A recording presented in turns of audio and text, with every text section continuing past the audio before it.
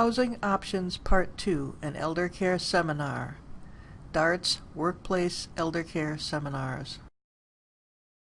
And speaking of visiting, let's talk about market rate and subsidized apartments. There is a list, again, in the senior housing book, and again, for those of you in Greater Minnesota, the Area Agency on Aging in your area can help you identify the senior housing apartments in your area. Again, there is no ownership involved in the apartments. It is rental, just like when we all first started out and got the rent and rented our first apartment. So there are market rate senior living apartments out there, again, very accessible. And then there are also subsidized senior apartments. Now, how many of you have heard that there is a waiting list for these senior apartments? All right. There is not a waiting list for the market rate senior apartments. Well, I'm just saying, people often have that misconception that I'll never get mom into an apartment, that option won't work. There is not a waiting list for market rate senior apartments. There is a waiting list for subsidized rates of senior apartments. And so that's where you would want to, you would want to go on some trips, go take a look at them. They vary in tone, in activity level, in demeanor, in ambiance. When you walk into one and then you walk into the other, they're not at all the same.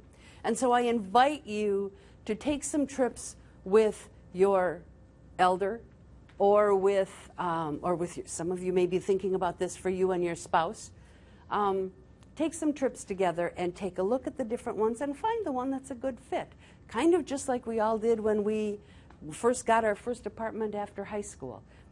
Yes? I was just going to say, I would imagine there's some pretty stringent financial requirements to get into those. Not everyone can get into those. Not everyone can get into those subsidized ones. You're correct. There is financial eligibility, and I don't want to get it wrong, so I'm going to look it up. Yes. All right, so they need to qualify. They need to have, their income needs to be 200% of poverty or below, and then 30% of their income will go to the rent. So if there are people who live on $876 a month, that is amazing to me. So then but when they take a look at 30% of their income, they're not taking 30% of that $876, which would be enough of a challenge for me.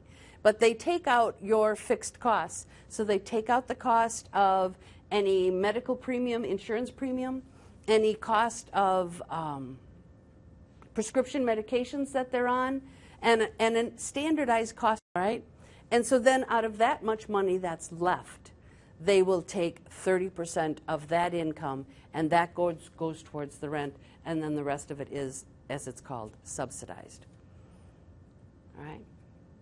When I found that there was somebody who was living on 800, and there are, we found out, we did a study, and 34% of the clients that we serve at DARTS are at or below 100% of poverty, not 200% of poverty, 34%.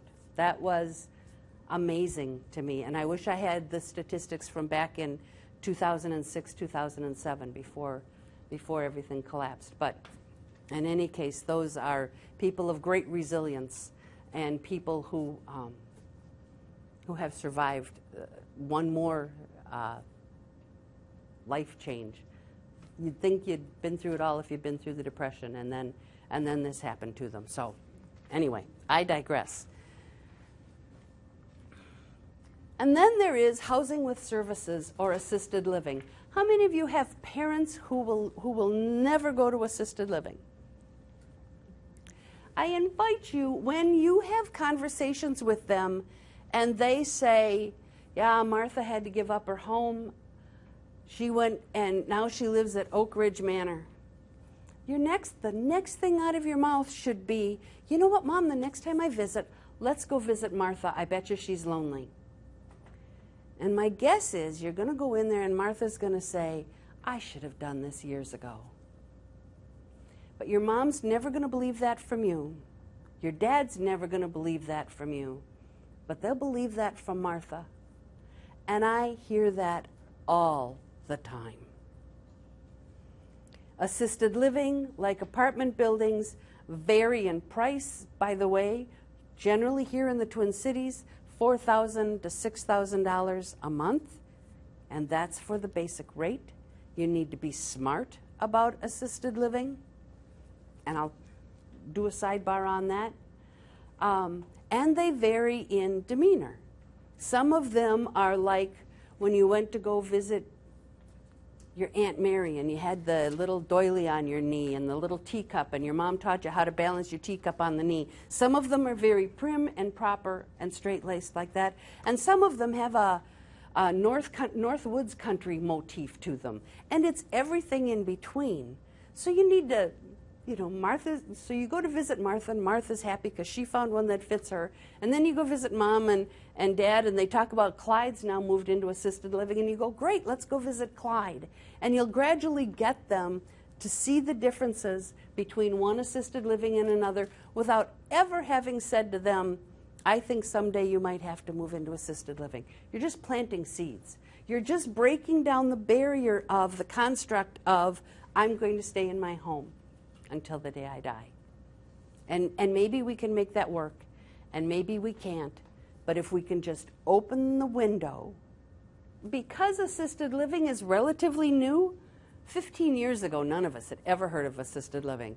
There is also very broad stroke regulation of this industry. So I'm thrilled that this came out of the Office of the Ombudsman, and an ombudsman is one who is willing to act as an intermediary, a legal intermediary when there's a problem. So I am thrilled that they've put this together, and that also says it's on their radar to take a look at finding ways to standardize assisted living, the services they offer, the way they do their pricing, because that varies from one assisted living to another, and then the way they handle people who are financially spent down in it. So I'm just thrilled that is out there. Today is the first time I have heard of that, and thank you for bringing that to us. Relatively new, So in assisted livings, there are always meals and housekeeping taken care of. They are always, of course, accessible with the levered handles and the well-lit hallways and the no thresholds. Other services can be purchased separately and added on. So again, as we were just saying, make sure you know what services are covered in the base rate, what services will be an add-on as their needs increase, and what the prices are for those add-on services. So Mom and Dad may move in and just need someone to help with their medications and to make sure they get good meals every day, but eventually they may need help getting dressed. What does that cost?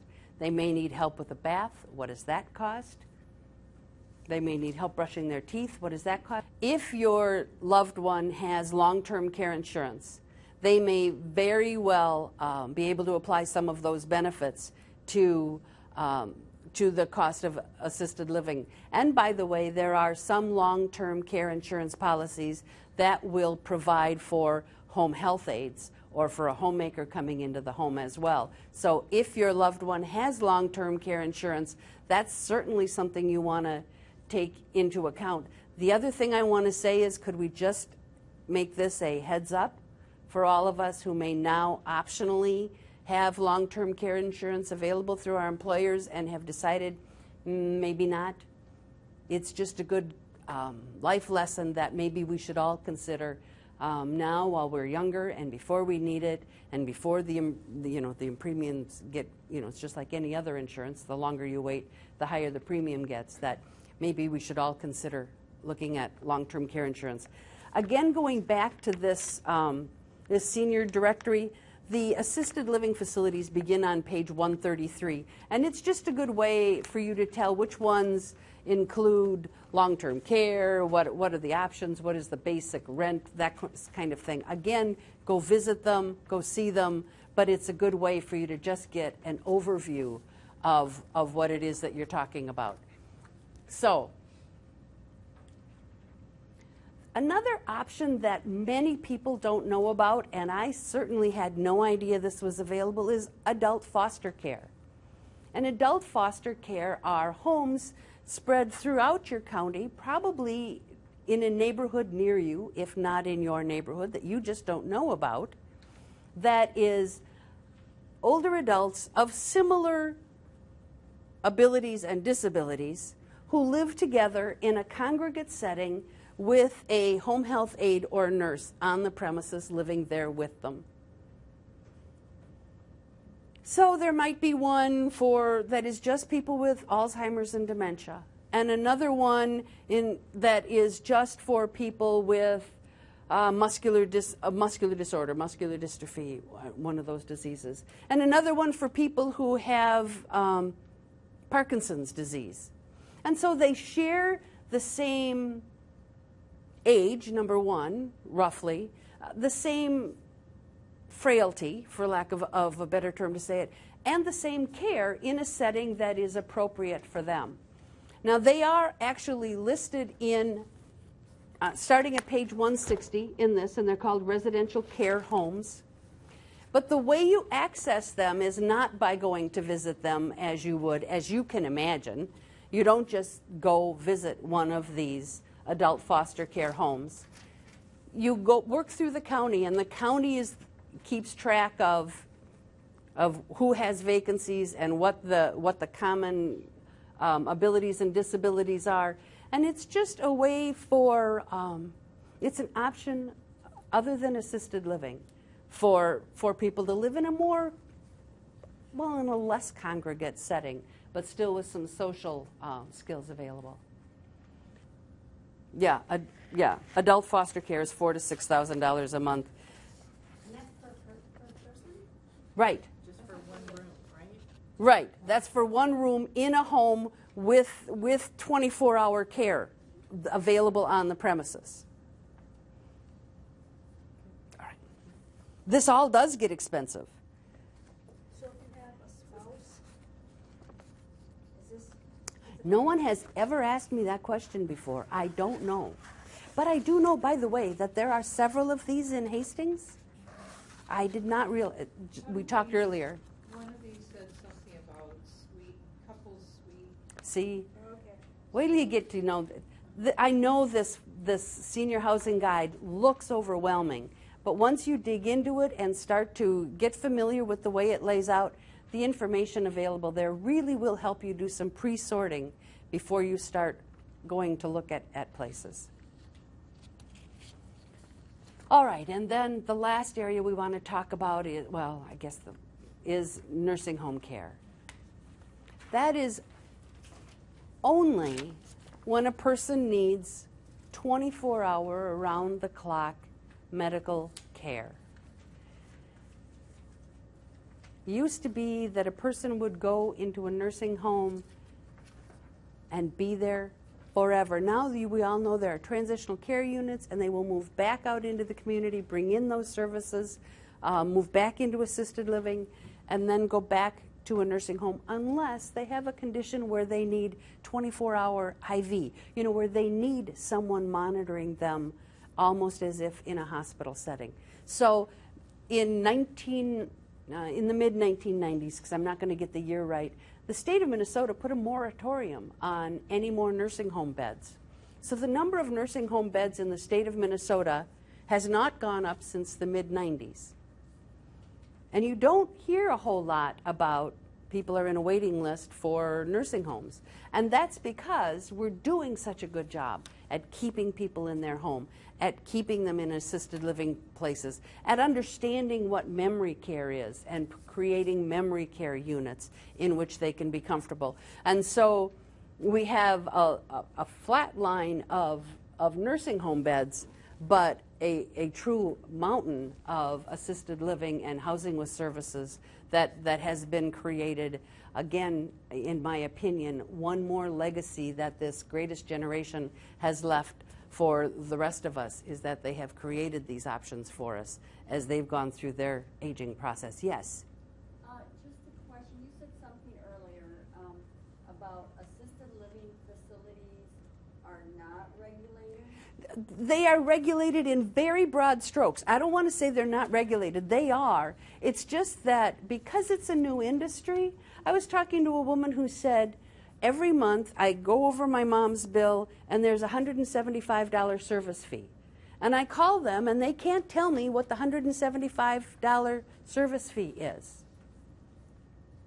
Well, again, we need to create a groundswell, create an awareness that there are loopholes. It is clearly on the ombudsman. It is not new that there is an aging ombudsman. That's not new. What is wonderful is that they're now working on this. And there is legislation pending in this upcoming legislative session to look at, we just want uniformity in the way that it's done, and so that going into a contract for your loved one's remainder of their life, you know what you and they are getting into. That makes sense and that has consistency. And we've done that with hospitals, we've done that with nursing homes, we've certainly done that with apartments. There's just this in-between area where it's new and it's only been around for 15 years at the most, and so we're still working on getting it regulated. It's not as if it's unregulated, it's just in such broad strokes that there's a lot of gray area and a lot of confusion and a lot of people who don't know to ask the right questions going in and have been surprised. So the state doesn't do any oversight, though, on the facilities like they would for GRH or something? You know, I don't know if they go in and do building inspections, and so I don't want to say yes or no on it. I just know that there are a lot of consumers who have been surprised, and we need to work on making that easier for everyone involved. I can just handle, for example, Right. you would need a license True. for food, So there is a lot of service regulation. It's in the contract regulation and the billing regulation that there is the gray area. I don't want you to think you might be placing your loved one with unqualified nursing facilities or unregulated or what. But it's that contractual part that that we need to work on, and that's what the legislation is focusing on for the next legislative session. So we've talked about the options for staying in their home, independent senior housing, and housing with services. Did anybody learn about any options today that they didn't know were available before they walked into this room? Thanks. That made me happy. Is there other information I can give you? Sorry, I did want to say that the price for a nursing home care is $5,000 to $8,000 a month. One of the things I found out in getting ready for this presentation is that here in the Twin Cities, assisted living is actually less expensive than assisted living is out in greater Minnesota.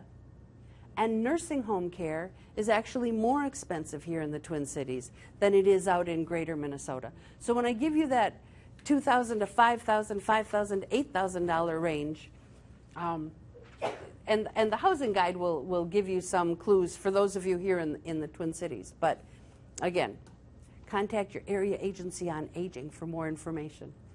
Any other questions? Very good question. There is, and in fact, I will actually hand you that checklist in 2 weeks. In 2 weeks, the presentation is on where to find community resources. And the first thing you're going to need to know is, how do you know when it's time?